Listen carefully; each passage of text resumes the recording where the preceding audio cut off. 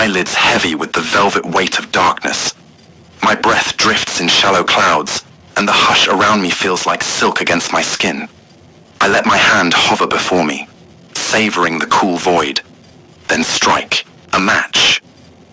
The flame blooms, small and trembling, pushing back the black, just enough to reveal the smooth curve of a wineglass waiting at my side. I let the match die, and watch the candle's glow pool around me like molten gold. I lift the glass, fingers brushing its rim, and pour deep red liquid that catches the light.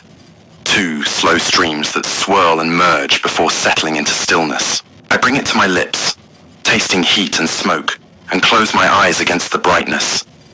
Each sip is an invitation, warmth climbing my throat, unspooling down to my core.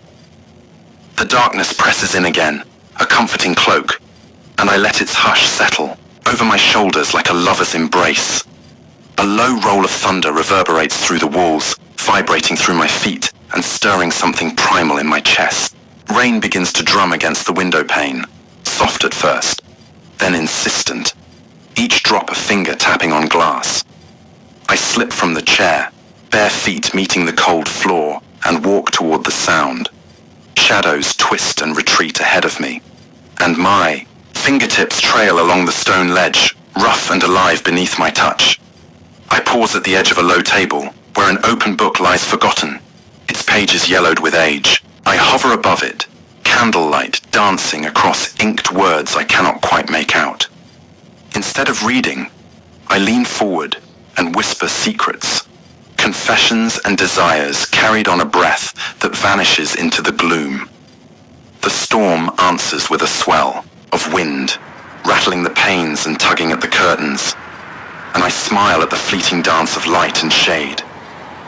I return to my seat, brushing a fingertip along my collarbone, where gooseflesh rises in the cool air. My heartbeat flutters, alive in the dark, and I tilt my head back, eyes closed, listening to my own pulse as if it were a distant drum. The candle flickers once, twice, then steadies, and I feel the world slow down to the pulse of that steady flame.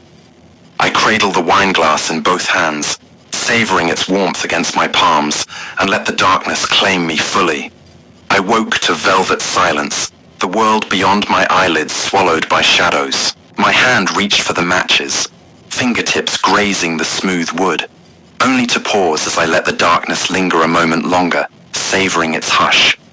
Finally, a spark, a single candle flickering to life, and the shadows twisted and bowed at the edges of its glow. I stood, glass of red wine in hand, the liquid catching the flame like a secret promise. Each breath tasted of smoke and old stone as I moved through the quiet room, silk slipping from my skin in slow, deliberate moments. The candle's glow painted, my arms in gold, and I closed my eyes against the light, preferring the gentle weight of night pressing in from all sides. A distant roll of thunder echoed through the walls, stirring a thrill that bloomed in my chest. I let my fingers trail across the cold surface of a weathered table, tracing stories I could not read. I lifted the glass again, letting the wine slide warm and dark down my throat. The flame shivered, tiny wings of heat dancing in the glass's curve. I whispered into the hush, words only the darkness could hear, and the storm answered with rain tapping like fingertips against the window pane.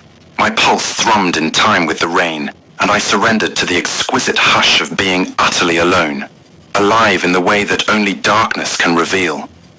Tonight, I exist here, in the hush of midnight's embrace, where pleasure and quiet intertwine.